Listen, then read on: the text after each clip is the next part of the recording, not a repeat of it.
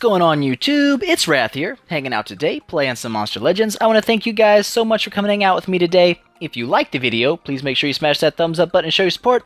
If you haven't already, don't forget to subscribe as well. Alright guys, today, we are obviously going to be talking about Team Wars. But first, obviously, as always, it's loot time. We're going to grab all the loot we have, get some food growing, and all that stuff. So let's do that. That going again. Alright, so there's our hot loot action. And we're going to jump in and do a couple little eggs here just because we've got them ready, so, you know, why wouldn't you? And no, don't want you in a thunder habitat. Why would you even recommend that? Metal. Metal all the way, baby.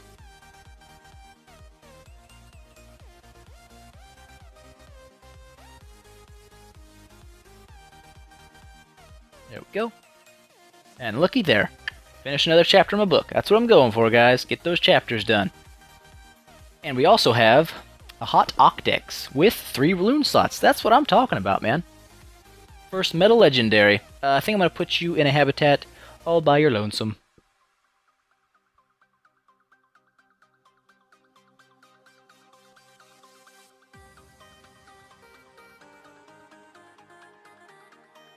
Alrighty. So there's a Legendary. The C deal still going on, the faster breed time for Cs and stuff, so I'm going to try again, the Razfish, to get a Lord of Atlantis, and I did not. But, you know, whatever. No big. Grab that. That's another Rodysseus. Really annoying. I think that's what it said. Yeah, it's Rodysseus. I kind of want a Vixen, so I think that's a Vixen, maybe, perhaps. Let's hope. We can be hopeful. Alright, but like we said earlier, today is going to focus on Team Wars. To do this, I'm going to have probably a little more graphics coming up. It's not going to be like super in-depth gameplay kind of stuff. It's going to be probably a little more boring than you're used to, but it's full of knowledge, and that's what I want to get across to you guys. It's all about knowledge. So here we go. First off, let's start with a disclaimer. I am not the best attacker in the world. I'm not the best war guy in the world. We aren't ranked #1 or anything. If you're in like the top 500 teams, you probably already have a pretty good grasp on how to war. So this is not going to be aimed at you. This is more for the newer to mid-level war teams who maybe you're struggling with wins or just not getting as many war coins as you'd like. So we're going to go in and we're going to discuss what I think are the 3 biggest mistakes people make. That's where we're going to start. The first mistake people make that's a big one is being the overconfident attacker. Now this player usually goes in and he attacks reasonably higher than he should. Like when he hits, you're thinking, what were you thinking? Like there's no way you were going to 3-coin this guy. At best, like if all the stars aligned and God smiled upon you, you might 1-coin this guy. At best, okay? So that doesn't help your team. Hitting so high that you're not winning and you're risking losing more than you're winning. That does not help your team at all. You want to be hitting in a realistic area for your strength. So with that guy out of the way, the second biggest mistake people make is actually the mirror opposite of that, and they are the bullies. The ones that hit way lower than they should be hitting because the coins are easy to get. And a lot of people defend this saying, well, I'm still getting 15 coins for the team, and the answer to that is no, you're not. You're actually taking 15 coins off of your total score. Because if you go down and you take the bottom 5 players' bases, you're only getting 15 coins that lower members of your own team could have gotten. They could have got those 15 coins, but now that you've taken them, those lower players can't come back and hit bases you should have hit and get 15 coins. So you can take your total coins and subtract 15, because that's what you've done. Don't do that. Don't be that guy. Alright, the third biggest mistake is the speedster. Now, this is kind of... You can be a good speedster, don't get me wrong. If you have 5 able-bodied teams, I'm talking like if you've got 5 teams that are very close to the same monster power, that you can hit like the highest guy that you can 3-coin and the next 4 underneath him, yeah, you can be the speedster and take those guys. But more often than not, the speedster is the worst of the bunch because they don't just attack all their 5 really quick. They'll either combine that with being overconfident or with being a bully. So they'll use their first team that might be strong, and they may hit and grab 3 coins, but then they use their next 3 attacks with teams that are incredibly weak or teams they shouldn't be attacking with and take the bottom player's bases or they'll attack too high and lose. It doesn't do you any good to get 5 attacks in a war if only one of your attacks was worth attacking. You know what I'm saying? You know, if you're only getting 3 coins on one attack and the rest are losses or 1 coins, you probably should just waited and done 3 normal attacks with your best team and gotten 9 coins. But, you know, this is why we're discussing it, because it's a big mistake and you shouldn't be making it. So those are the 3 big mistakes. So don't be making those. If you see someone making those, obviously don't be a dick and be like, oh my god, you suck. You know, be nice, be kind, try to let them know easily that they're making a mistake. But now we're going to move into rune usage and what kind of runes you should be using. And this is another place I see a lot of people mess up. For defense, this is what we're going to talk about mainly right now. Your defensive runes on rare to common monsters should only ever be 3 team speed runes. There is no reason to run stamina, health, and or strength on a rare, common, or uncommon monster. The reason for this is those monsters aren't going to be your damage. They're not going to be a damage dealer. They're usually probably there because they're a placeholder for a monster you don't have. That's why they get put there. So the team speed is going to help your epic or legendary monsters, the ones that will be doing damage, go faster. The faster you attack, the better off you are. The first attack is very, very important. You want to get the first attack in. So rare to common, always 3 team speed runes for defense, never anything else. There's no reason for anything else. Now, when it comes to your epics, this can kind of change depending on where you are strength-wise. If you're only attacking with epics and that's the best monsters you have, then you may not want to put a team speed and a team strength rune on him. You may want to put solo speed rune, 2 solo speed runes and a solo strength rune, because they're going to give that monster a bigger buff to his damage and speed. And he's your big hitter, so you want him to be going fast and hitting hard. Alright, so that's your epics kind of change there. Now, if you're a guy with, a bunch of legendaries and you have an epic in your lineup because you have to, then yeah, throw 3 team speed runes on him so that he can buff your legendaries to attack faster because they're your big damage dealer and he's kind of your off. See what I'm saying? Like, if your epic is your strong monster, buff him with solo runes. If he's your off monster, then buff him with team speed. Alright? Now, when it comes to your legendaries, I'm still going to say it, in 90% of cases, speed and strength runes are the absolute best that you can use. And I say that because in most cases it's true. Now, yeah, if you're attacking with a Voltaic, you don't want 3 speed runes on him because he's going to burn through his stamina in 2 seconds and then he's useless, okay? So, well, yeah, in that case, you'd want a stamina rune. If you're using, like, General Autumn, since his shields are based off the player's words HP, you might want Team HP runes or something like that on him so that his shields have a bigger effect.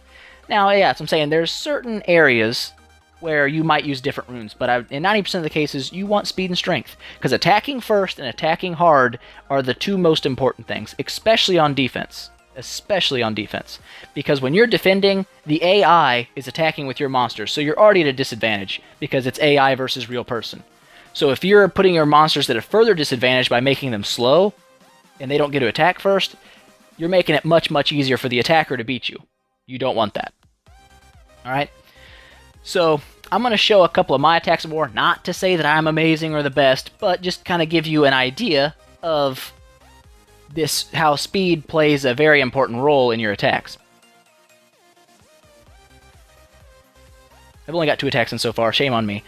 But you'll notice right here, like on this first attack, the enemies has 2 monsters that far out level mine. A level 90, a level 75 doesn't far out level it, but whatever. And then this guy down here has a level 79 and a level 90. So my monsters are at a severe level disadvantage, so why would I attack this guy? It doesn't seem smart. And I'm not going to lie, I was definitely nervous when I attacked them. But what I did, pro tip, is I noticed that these are epics. They're all epics, they're not legendaries. And I have speed runes on my monsters, because, like I said, speed is important. So what I did is I went to Google, I typed in the monsters' names, and that should take you to the monster wiki page. Or that'll be like the first result. Click on that and you can actually input the level of the monster and see its stats for that level. Since the enemy wasn't running speed runes on his, I knew that my Thetes was going to go before any of their monsters. What that meant for me was, I can stun their entire enemy team right out the gate. And so that's what I did. I hit as high as I could, reasonably, with the idea that I can 3-coin this guy. And it did work out in both these cases. I got lucky, it did work out, it was great. So like I said, speed is the most important part. If you're not doing your attack, if you're behind the enemy, you're doing bad. You want to be the one who's being the aggressor. When you're attacking, you want to make sure the enemy is always on the defensive. The enemy's always dealing with a stun. The enemy's always dealing with freeze or no stamina, things like that. The more you can make the enemy have to defend, the better off you're going to be. Like, I didn't take any damage on my monsters in this one. The reason is they never got a chance to attack. They were always confused or stunned, and this is what you want. Because that makes, much easier to win. So I just wanted to show that really quick, not to say like, oh my god, I'm the best, and everyone be like me. It's just, if that's how I look at a match so that I can see, can I beat this guy, or is it just a little bit beyond my reasonable expectations? Alright, now we're going to get into the extra team part here. Like your secondary and third teams. We already touched a little bit on this when we talked about Speedster, but if your first team is way, way, way stronger than your swapping backup team, use only your main team in war. At least until the very end, and if there's coins on the bottom of the map still, then swap to your weaker team and take those at the very end. But don't do that early on, because you just block your own teammates, so don't be that guy. Now, if you have extra teams that are actually leveled up very close together, then yeah, go ahead, use those and attack 5 in a row. Like, for me, I started my attacks here on 8, because 7, obviously beyond my power limits. He's got speed runes, smart guy, and he's got a level 105 and a level 90. Like, there's no way I'm 3-coining this guy, and I knew that. I was like, it's not going to happen. So I went down, and I took number 8, because I thought, there's a pretty good chance, and you'll see there's no speed runes on this guy. He's using stamina runes and stuff like that. Why? I don't know, but he is. So that's where I wanted to start my attack. So generally, I'll hit the best guy I can, and then I'll hit the 4 players beneath him. Because that means that I am taking the highest people that I can. Now, I could have hit him, swapped teams, then took 15, 14, and 13, but what good does that do my team? I'm just blocking attacks my other guys could have done, so don't do that. I like to attack 5 in a row. Now, if you have 2 teams in there close, like if you have your main team very strong and your second team's kind of a mid-level, scroll down your 5 people and look at this guy. Okay, now if I could beat this with my secondary team, BT dubs, not going to happen, my second team sucks. But if I could reasonably have beaten that 5th guy down with my secondary team, then yeah, I would have swapped my team down, and then I would have hit him, so that's 2 of the people that I was going to hit anyway, but I'd get it done in 1 round of cooldown instead of 2. And the most important thing here to remember, guys, is it is a team effort. It's not something you can do all by yourself. Obviously, you can make sure you're doing everything to the best of your ability, that you're not holding your team back, but it is a team effort. So if you do see someone making these mistakes, you can bring it up to them in a kind way. Don't be a giant douche about it, because no one likes that guy who's like, oh my god, you suck, hate yourself, you're ruining the game. Don't be him, alright? It's team effort. Make sure your team is up on this, and I guarantee you will win more wars if your team's doing this, alright?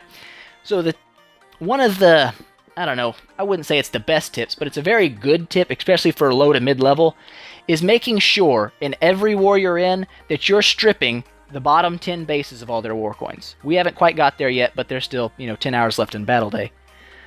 But when you strip the bottom 10 players of all their coins, what you have done is you've gained 150 coins for your team. That's 150 coins. In most of your early on wars, this will hands down win it for you. Just being able to do that, you'll win the match. Just that easy. Now, when you start getting higher up and the matches become more difficult, more active teams, this isn't going to win it for you, but it definitely gives you a very good start to your war. You got 150 coins, and now you can move up and take the rest.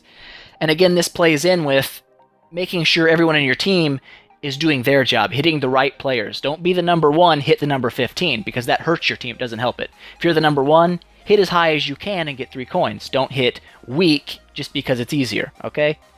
So I guarantee you guys, if you follow these steps, if you avoid these mistakes, you are going to win more wars. Hands down, there is no way, if you follow these, you will lose more than you do now. It's just not going to happen. Ain't going to happen, I promise. Alright guys, so there's today's video. It's just a quick rundown of Team Wars, stuff like that. Hope I helped you guys out a little bit. Hope you learned something new. If you did, awesome. That's great. But if you guys have any questions, comments, or suggestions for future videos, please make sure you leave those in the down there, and I'll get back to you as soon as I can. If you liked the video, make sure you smash that thumbs up button and show your support, and I will see you guys next time.